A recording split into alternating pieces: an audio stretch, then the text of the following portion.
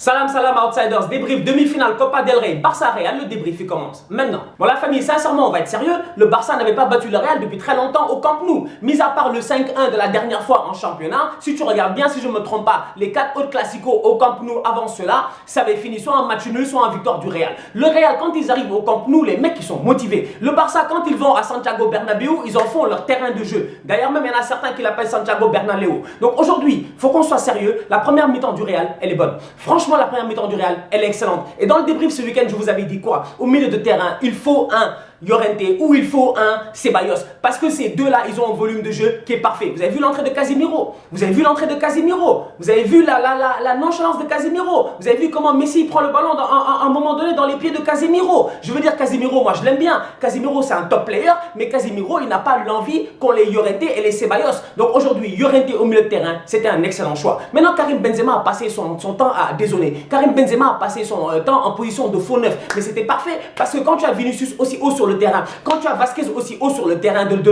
l'autre côté, bah ça permet d'avoir un milieu à 4. En fait, presque le Real aujourd'hui en première mi-temps, ils jouaient dans un milieu à 4 où dès qu'ils avaient le ballon, ils ouvraient sur le côté. Maintenant, parlons de Vinicius. Parlons de Vinicius. S'il vous plaît, parlons de Vinicius. Parce que Vinicius, aujourd'hui, on peut parler jusqu'à demain. Vinicius, c'est un très grand joueur. Vinicius, aujourd'hui, il est très très jeune. Oui, je sais qu'il n'a pas encore fait ses galons. Oui, je sais que pour le moment, peut-être qu'on va s'enflammer pour rien. Mais on peut se permettre de s'enflammer quand on voit ce que le petit fait sur le terrain. Quand on voit les doubles contacts de Vinicius où il laisse Semedo et puis Malcolm sur le côté comme du n'importe quoi. Non mais à un moment donné, soyons sérieux. Quand on voit comme l'accélération de Vinicius, sa pointe de vitesse, sa capacité de passe, à un moment donné en première mi-temps, Vinicius il part tout seul sur le côté gauche, il fait une superbe accélération, il donne un ballon en retrait à Karim Benzema. Je vous jure que si Benzema avait 20 ans, il aurait rattrapé ce ballon là. Mais Benzema n'a plus 20 ans, Benzema il en a 30. Donc évidemment Benzema il est beaucoup plus lent qu'avant, donc il n'arrive pas à rattraper ce ballon là. Et d'ailleurs, parallèle, ça me permet de revenir sur ce qu'avait dit Luis Suarez récemment dans la presse. Luis Suarez avait dit récemment dans la presse que lui et Messi ils souffrent.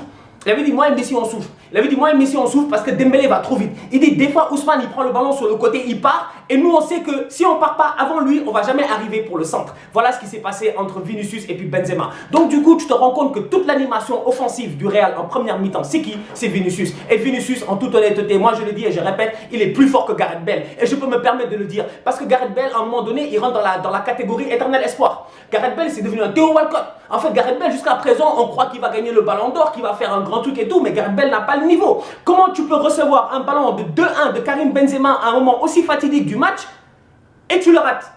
Je comprends pas. J'aurais accepté qu'il rate cette action-là parce que Gareth Bale est là depuis la première minute de jeu. On s'est dit il est fatigué et tout. Mais non, le mec il vient de rentrer. Le gars il est frais, il n'a pas la lucidité de marquer. Derrière Malcolm, je suis désolé, il n'a pas fait un bon match. Et là moi je vais le dire clairement, nettement et précisément. Je vous dis Malcolm n'a pas fait un bon match. Malcolm, on me parle jusqu'à demain. Moi j'ai dit Malcolm, il n'a pas le niveau de jeu au Barça. Moi Stan Job, j'ai dit Malcolm n'a pas le niveau de jeu au Barça. Parce que Malcolm en face de lui, il avait un Marcelo qui est vieillissant.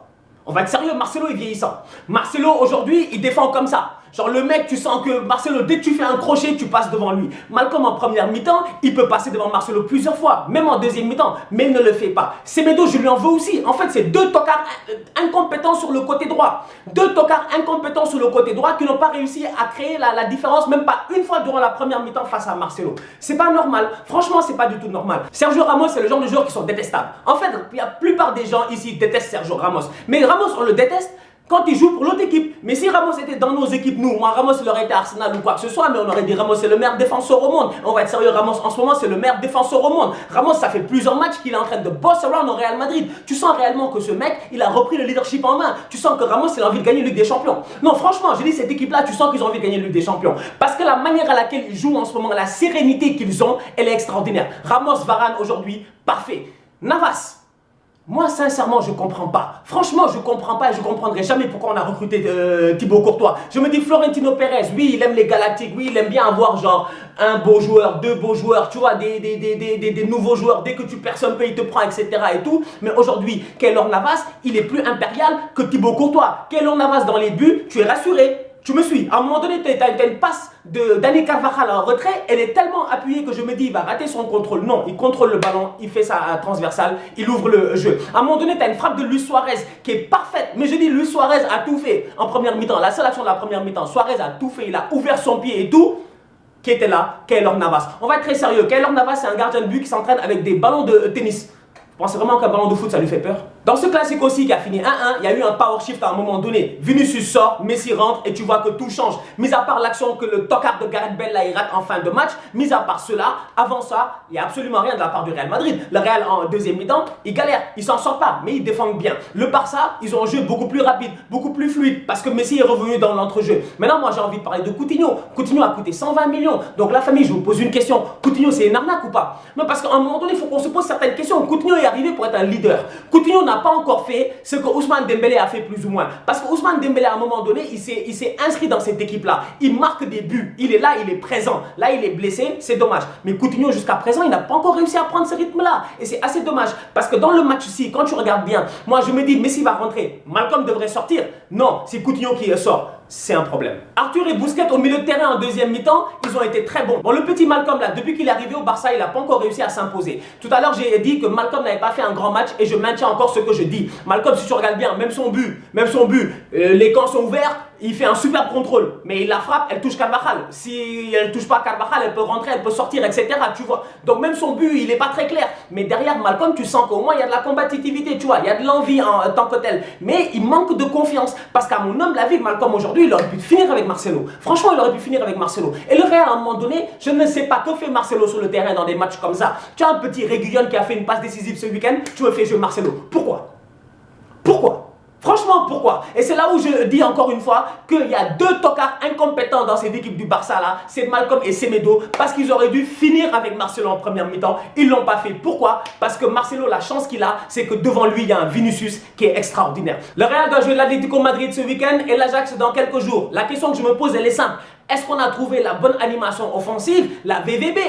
La Vasquez, Vinicius, Benzema. Franchement, la VVB là en ce moment, elle marche bien. Elle est fluide, elle est rapide. Benzema, il est en confiance. Il tente tout et n'importe quoi. Il n'a pas peur. Franchement, son contrôle de balle sur la passe de Vinicius est parfait. La passe qu'il donne à Vasquez est parfait. Le placement de Vasquez est parfait. D'ailleurs, je veux parler de l'anglais parce que le Barça, on peut parler jusqu'à demain. Ils vont jouer Lyon.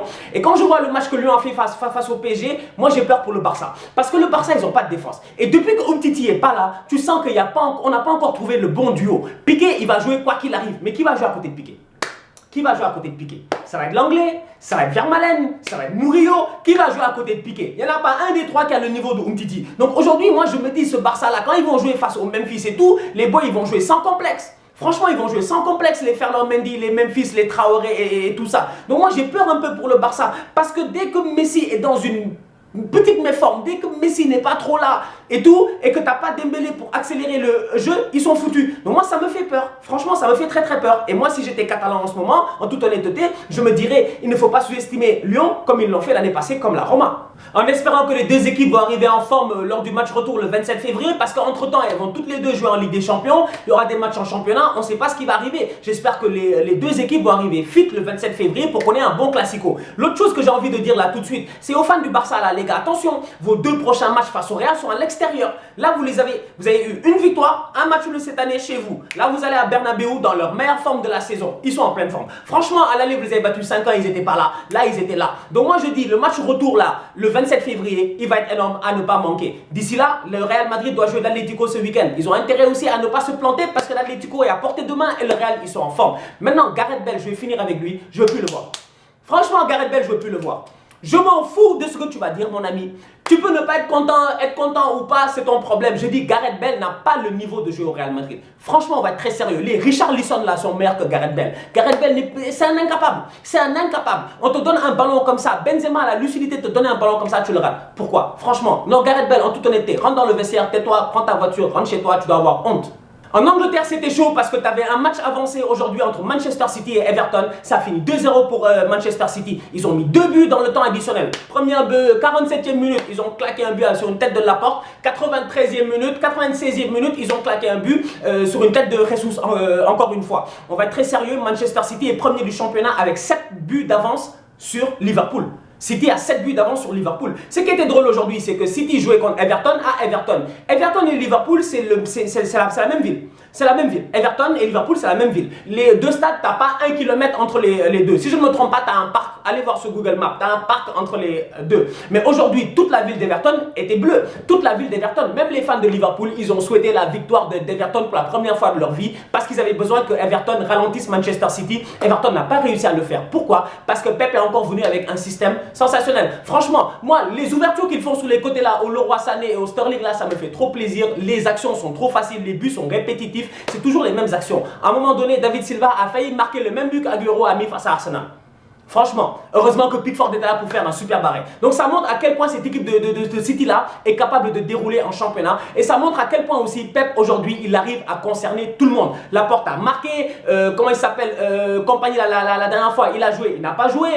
Danilo, ces temps-ci, il est en forme. En fait, tout le monde est en forme à Manchester City. Moi, je ne donne pas cher de Schalke 04, ils vont se faire étrier. Maintenant, d'un autre côté, Liverpool en championnat, ils ont la pression. Ce week-end, ils jouent face à Bournemouth. S'ils font les fous face à Bournemouth, City reste premier. Donc Liverpool n'a pas le choix. Ils sont obligés de faire match nul ou victoire face à Bournemouth. Ça va être très compliqué. En Angleterre, il n'y a pas de VAR. Liverpool, ils ont failli gagner un match la dernière fois ici, sans VAR. C'est pas normal. Franchement, c'est pas normal. Sadio Mané, il a marqué, très beau but, rien à dire, il est hors jeu. De 1 mètre. James Milner qui fait la passe, je pense qu'il est hors jeu de 1 mètre. À la fin du match, Origi a failli marquer, il était hors jeu encore une fois, l'arbitre n'a pas sifflé. En Angleterre, faut qu'il se gère. On parle de la première ligue, du championnat le plus vu au monde. Comment tu peux avoir ce championnat comme ça et ne pas avoir de VAR? Franchement, si Liverpool avait gagné 2-1 ici, ça aurait été un fiasco. On se capte dimanche pour un débrief pré-Ligue des Champions. Ça va être très chaud parce que la semaine prochaine, mardi, il y a débrief, mercredi, il y a débrief, Champions League. Donc ne ratez pas ça. Ce dimanche, il y a débrief de tous les matchs qui seront passés samedi. Surtout que toutes les équipes qui jouent en Ligue des Champions mardi et mercredi jouent techniquement samedi. Donc du coup, les gars, ne ratez pas ça. D'ici là, on continue à liker, on continue à partager. On espère que les débriefs seront de retour sur Facebook très bientôt. Effectivement, on a quelques petits problèmes techniques avec Facebook en ce moment. C'est franchement en dehors de notre volonté. C'est indépendant de notre volonté. C'était pas voulu. Comme je dis, Zuckerberg, gère-toi, fais un effort, franchement, parce que c'est pas sérieux. Nous, on essaie de travailler et puis vous nous bloquez comme ça. Bon, la famille, on continue à liker, on continue à partager. On se capte ce week-end pour un nouveau débrief. Ne ratez pas ça. On sera là, vous serez là, tous outsiders.